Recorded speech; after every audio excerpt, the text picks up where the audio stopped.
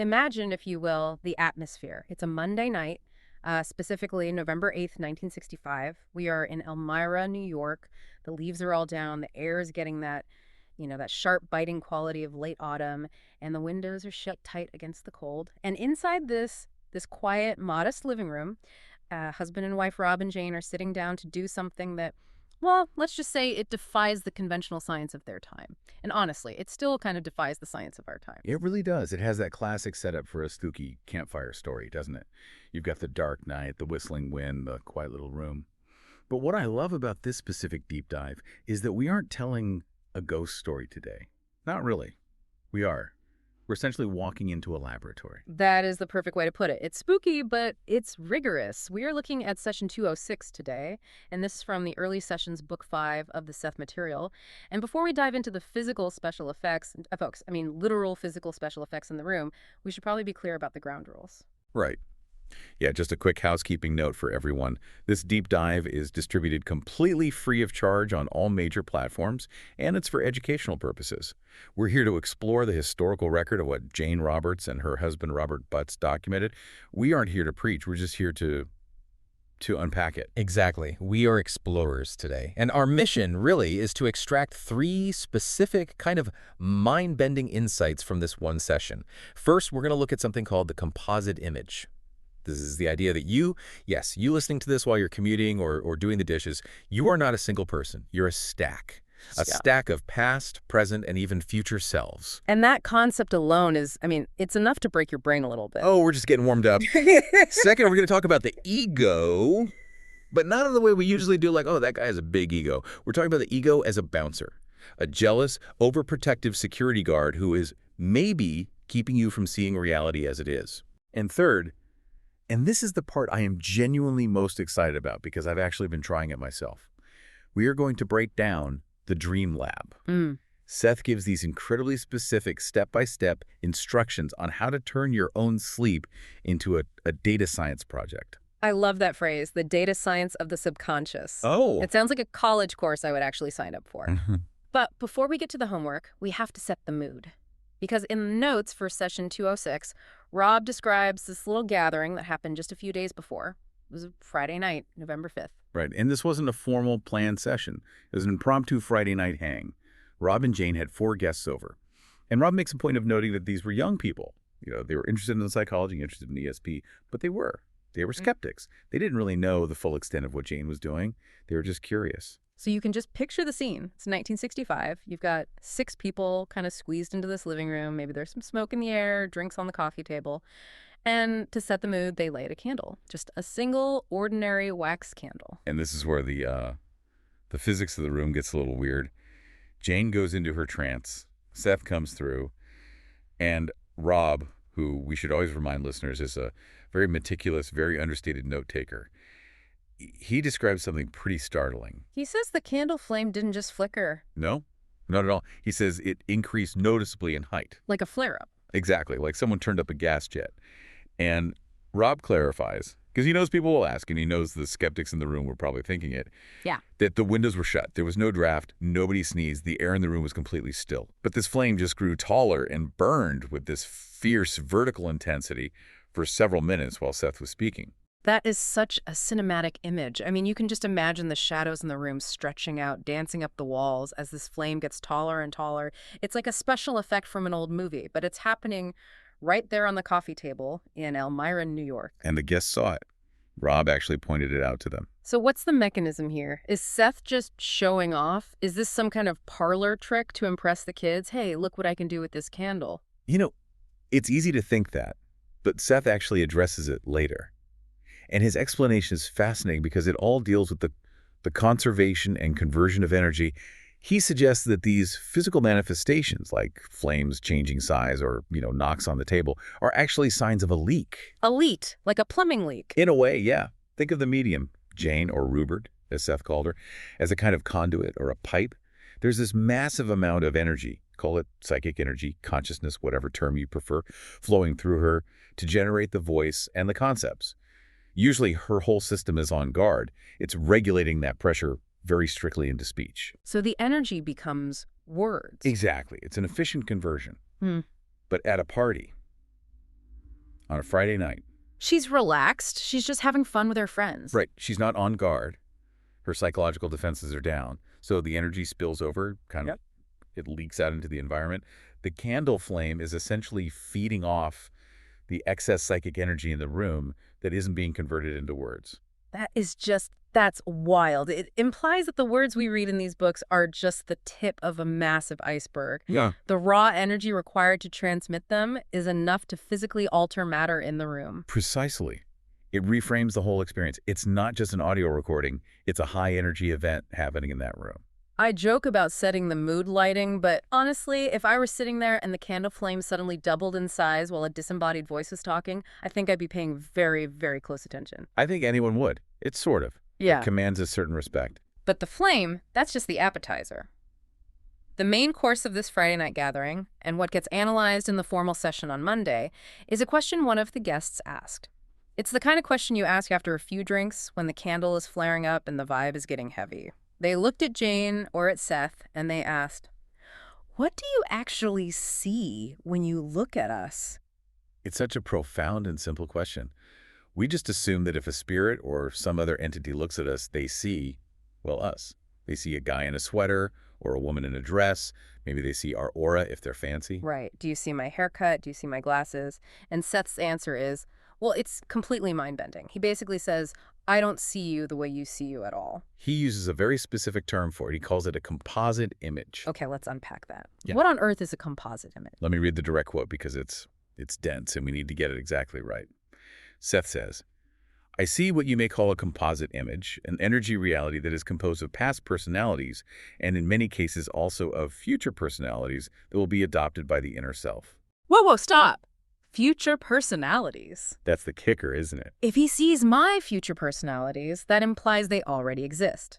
Which brings us uncomfortably close to the idea of a predetermined universe. Are we saying everything is already written? Well, Seth is very careful here. He views time as simultaneous, not as a straight line. Imagine like a reel of film. To us, inside the projector, we only see one single frame at a time. We think the past is gone and the future hasn't happened yet. But Seth is holding the entire reel in his hand. He can see the start, the middle, and the end all at once. So when he looks at me sitting here on the couch, he doesn't just see a host speaker in the present moment. He sees the 80-year-old version of me. He sees the little kid version of me. He sees the versions of me from previous centuries. And he sees them as a single structure. He calls it an energy reality. Yeah. To him, your current physical form, the one wearing the headphones right now, that's just a focal point. It's a specific coordinate where your consciousness is currently paying attention. But the rest of you is still there, kind of hovering in the background. It's like looking at a heat map of identity. That's a great analogy. The hot spot is where you are right now. The cooler spots are your past and future selves. But they are all part of the same map. You are a cloud of identity, not a single point. That makes me feel incredibly crowded all of a sudden. In a way, you are. We tend to think of ourselves as this singular I, the ego that wakes up, goes to work, and goes to sleep. But Seth is suggesting that this I is just the very tip of the iceberg. The inner self is actually managing a whole portfolio of personalities across what we perceive as time. But does he have to see it all the time? That just seems overwhelming. If I'm trying to talk to you and I also have to see your great-great-grandmother and your future grandson all sort of superimposed on your face, how do you even have a normal conversation? He says he has the ability to focus. He can use blinders, basically. He tells the group, I can, it is true, focus exclusively upon the present individual. This merely involves a change of focus on my part and a narrowing of focus and concentration. So to see us the way we see each other, he has to. He has to downgrade his perception. He has to squint. Exactly. His natural state is the panoramic all-at-once view. To see you as just host-speaker, he has to deliberately ignore the rest of who you actually are. He has to pretend he's wearing the same blinders that we all are. This connects to that idea of the X-ray specs we teased in the intro. Seth is wearing time travel X-ray specs. But it raises this huge question about identity. If I'm actually this massive composite cloud of past and future people, why don't I feel like it? Why do I feel so singular? Why do I feel like I'm just this one guy? That is the million-dollar question, isn't it? And Seth's answer is that you have a very specific, very efficient mechanism in your mind designed to produce that exact illusion.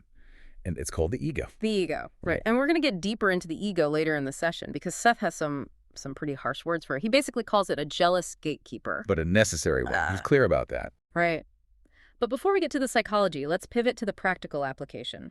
Because Seth decides that if we are these composite beings, we should be able to access some of that information. We shouldn't need a medium or a weird candle flare to tell us who we are. Exactly. He believes the information is available to us. We just need to know where to look. And the place to look is in our sleep. This brings us to the second major segment of session 206, the Dream Lab. I love this section because Seth's tone just shifts completely. He stops being the philosopher explaining the nature of time, and he starts being the lead scientist running a lab experiment. He gives Rob and Jane a very specific protocol to follow. And the equipment required is, well, it's very high-tech for 1965. A tape recorder. A reel-to-reel, most likely. Big, clunky magnetic tape. And Seth is not happy with the current method Rob and Jane are using to record their dreams. Rob had been waking up and, writing them down in a notebook. Why is Seth against that? Because writing is too physical. Seth points out that the act of waking up, turning on a light, finding a pen, and physically writing in a notebook, it just requires too many motor responses. That wakes you up too much. Precisely. Think about your brainwaves. You're in theta or alpha state when you wake from a dream. By the time you've engaged all the muscles to write a full sentence, you've snapped yourself right into beta. You've brought the critical conscious mind online. And in doing so, you lose all the delicate, ephemeral details of the dream. You start to edit without even realizing it. So Seth suggests what I'm calling the lazy method. Put the microphone right next to the pillow. He says, if your recorder is suitably situated with the microphone easily at hand, then you can speak your dream with less effort than is required to write it down. No, I have to pause for a humorous note here. Have you ever listened to a recording of your own voice right when you wake up? It is. It is a humbling experience. It's terrifying. It's all groggy and mumbling and half nonsense. I can just imagine Rob listening to these tapes the next day, trying to decipher Jane, mumbling about, I don't know, flying toasters or something. But the grogginess is the point. Yeah. Seth actually suggests an even more advanced technique here. He says the ultimate goal is to speak into the microphone without fully awakening. A trance recording. Yes. Yeah. He gives them a specific suggestion to use before they go to sleep. He says to tell yourself, I will wake up after each of my first 5 dreams and record each one immediately. But then he offers an alternative. I will record these dreams speaking into the microphone without awakening in your terms. That's wild. He wants them to bypass the conscious mind entirely. Just let the dream narrate itself onto the tape. It's all about data integrity. For it is the dream we are after, Seth says. The dream experience itself in all the vividness that we can capture. He wants the raw feed. He doesn't want the edited, polite version that the waking mind reconstructs a few minutes later. Okay, so we have the method. Tape recorder, bedside, minimize all movement. But then Seth drops the real bombshell. It's not just about collecting the dreams, it's about what you do with the data once you have it. This is where it turns into data science. This is the aha moment for me in this whole session. Most people, if they keep a dream journal, they do it chronologically. Monday's dreams, then Tuesday's dreams, then Wednesday's dreams. Sure, like a diary. Seth says, no, that's not how you analyze the data. He says that's basically useless for any kind of deep analysis. He wants them to sort by what I'm calling the sequence slot. Exactly. He says, and I'm paraphrasing a bit, I would suggest that the first recalled dream for any given evening be compared with the first recalled dream from other evenings, that the second recalled dream from any one evening be compared with the second dream from other evenings, and so forth. This implies that the order of the dreams you have in a night really matters, that the first dream of the night is a specific type of dream. It implies that the sleep cycle is a journey through different layers of the self. Think of it like a deep-sea diving expedition. The first dream might be in the shallow water. You're processing the day's events, surface anxieties. The second dream might be the twilight zone. The third dream might be way down on the deep ocean floor. So if you compare dream number 1 from Monday with dream number 3 from Tuesday, you're comparing apples and oranges.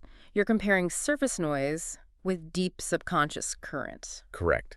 Seth believes that if you compare slot 1 across a whole month and slot 3 across a whole month, you will start to see consistent themes, settings, and even characters that are unique to those depths. And he gives them a list of variables to track, right? It's not just what happened in the dream. No, he's very specific. He wants them to look for characters and settings. Historical periods, this is a key one.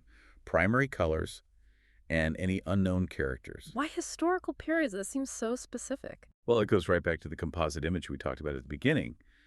If we are a stack of past and future personalities, it's possible that at certain depths of sleep, we're actually accessing those other lives. Yeah. Maybe dream slot 4 is where you consistently visit the 18th century, because that's where another part of you resides. That is fascinating. So the unknown characters in our dreams might not be random extras generated by our brain. They might be these other selves or something else. Or guides, or telepathic contacts.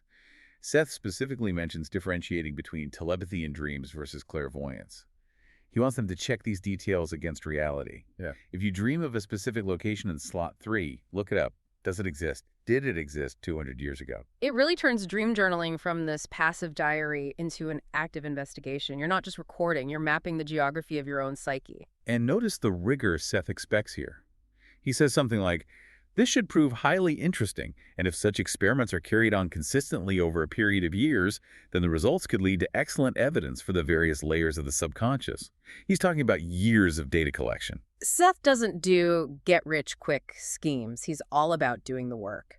Excellent discipline, he calls it. And he points out that the discipline itself is a yardstick of progress. Yeah. Just the act of programming yourself to wake up or to record in a trance gives you more conscious control over your states of consciousness. It's like mental weightlifting. So we've got the candle, the composite self, the dream lab. Yeah. Now we have to talk about the test. Because back in 1965, Seth wasn't just giving lectures. He was being tested constantly. The Dr. In-Stream tests. Who was Dr. In-Stream? He was a contact of theirs, presumably an academic or a researcher, who was conducting these remote viewing experiments with them. He wasn't in the room. He was miles and miles away. So Jane, while in a full trance as Seth, has to see what Dr. In-Stream is doing at that exact moment. Correct. And the details that come through in session 206 are just incredibly specific. Seth starts describing the setting. He sees a desk lamp. But not just any lamp, he says, not a table lamp type of thing, but a desk lamp variety, perhaps of brown metal. He sees the lighting conditions, how the light is concentrated directly in front of him. He sees Dr. In-Stream's posture leaning forward, elbows on the desk. And then the document. Seth says there is a piece of paper, a letter from another university that consists of, 3 or 4 very brief paragraphs. And a picture, a photo of his wife with either flowers or a hat. The detail is a little fuzzy, but he gets the main idea. But my favorite part is that Seth picks up on Dr. In-Stream's attitude. He hears what the guy is thinking. Yes. He describes Dr. In-Stream switching off the light at the end of the experiment and thinking to himself, well, now, Seth, well, now, what about it, huh? It's so playful and so real. What about it, huh? It just perfectly captures that professional skepticism, that challenge. Dr. In-Stream is sitting there thinking, okay, magic voice, prove it. Show me what you got. And Seth seems to delight in it. He's not offended at all. He's like, okay, game on. I see your brown lamp, I see your letter, and I can hear your sassy internal monologue. It humanizes the whole interaction. It shows that telepathy isn't just about stealing state secrets. It's about connecting with the emotional reality of another person. But this very connection brings us to the final and maybe the most philosophical part of the session, which is the discussion of why this kind of connection is so rare for most of us. Right. The voice in the head phenomenon. Exactly. This stems from a previous event that involved a man named John Bradley, whose entity name, I guess you'd call it, is Philip. And Philip had apparently heard Seth's voice directly in his head. Not during a session, just on his own, out of the blue. And this freaked everyone out a little bit. Like, why did Philip hear voices when the rest of us just have our own internal monologue running all day? Seth gives a very structural, almost mechanical explanation for this. He blames the ego. The bouncer. Exactly. Seth says, and this is another great quote, practically speaking, the ego is usually on guard to prevent such communications. The ego regards anything but itself as an alien. Alien is such a strong word. He means foreign, as in not me. The ego's primary job is to define the boundaries of me. If a thought comes in that feels like it's from the outside, whether that's telepathy, a spirit guide, or even a deep subconscious intuition, the ego's programming says, stop. That's not us. Block it. So we might be getting these messages all the time. Constantly. Seth implies that the inner self is in constant communication with, well, everything, but the ego acts like a firewall. It filters out anything that doesn't fit the narrative of, I am a singular person living in 1965. So why did Philip hear the voice? Why did the firewall fail in that one instance? Because it was a matter of danger. Seth explains that he was speaking a warning to Philip. He says, it also happened that I was speaking in warning, and therefore his own subconscious was willing to let the contact take place. Ah, so it's like an emergency override switch.